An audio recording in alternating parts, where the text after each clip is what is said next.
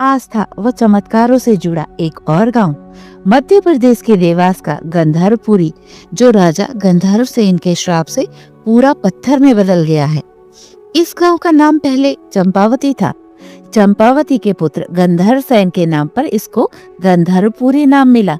इसकी कहानी भी बहुत दिलचस्प है।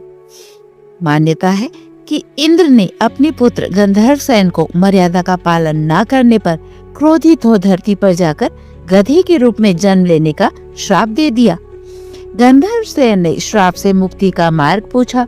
इंद्र बोले, जो भी धरती पर तुम्हें जलाकर मार देगा तभी तुम इस श्राप से मुक्त हो जाओगे। नियत समय पर गंधर्वसेन ने गधे के रूप में जन्म लिया और एक रात में ही बड़ा हो गया। प्रजापत, जो कि गधों को पालने वाला होता है, वह भी बड़ा खुश हो गया। परंतु रात होते ही ये गधा मनुष्य की आवाज में प्रजापत को जगाकर बोलने लगा, ओ प्रजापत, अपने राजा को बोलो कि वो अपनी बेटी की शादी मुझसे करे।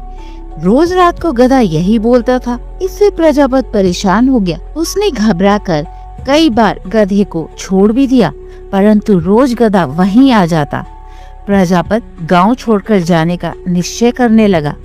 तब राजा ने प्रजापत से इसका कारण पूछा। तब प्रजापत ने राजा को एक रात अपनी झोपड़ी पर बिताने को कहा। राजा ने उसकी शर्त मान ली और रात को झोपड़ी में ही रुक गए। ठीक 12 बजे गधा फिर बोलने लगा, राजा को बोल अपनी लड़की की शादी मुझसे करा। राजा आश्चर्य में पड़ गया। राजा ने अपने पंडित से इस विषय में बात की।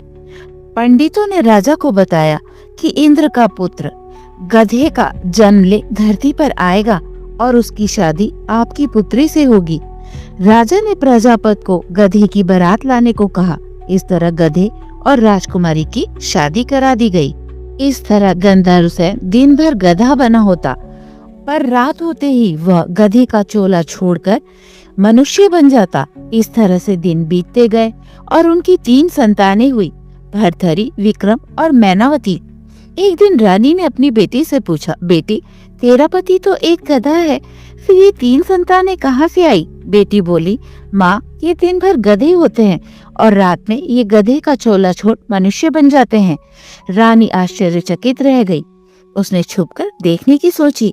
रात होते ही रानी महल में आई तो देखा गधे का चोला वहीं पड़ा हुआ था और गंधर्वसेन मनुष्य रूप में बेटी के साथ कमरे में सो रहा था। रानी ने सोचा कि अगर मैं ये गधे का चोला जला दूं तो ये हमेशा मनुष्य के रूप में ही रहेगा। उन्होंने दासी से बोलकर गधे का चोला जला दिया। चोला जलते ही गंधर्वसेन भी जलने लगा। जलते जलते उन्होंने पूरे नगर को पत्थर होने का श्राप दे दिया। आज भी यहाँ इधर उधर पत्थर की मूर्तियाँ बिखरी पड़ी हुई मिलती है और जमीन खोदने पर भी मूर्तियाँ ही मिलती हैं। ऐसी ही रोचक कहानियों के लिए चैनल को लाइक और सब्सक्राइब करें।